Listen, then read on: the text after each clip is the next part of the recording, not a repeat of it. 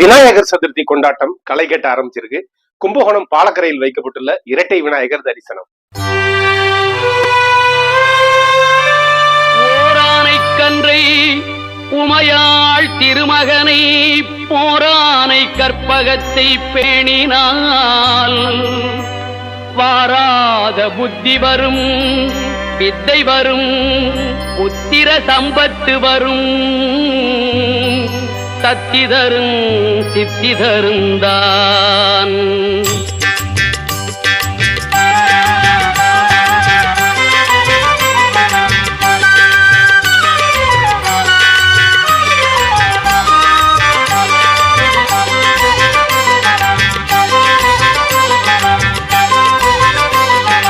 சுழி போட்டு செயலெதுவும் தொடங்கே, பிள்ளையார் சுழி போட்டு செயலெதுவும் தொடங்கே.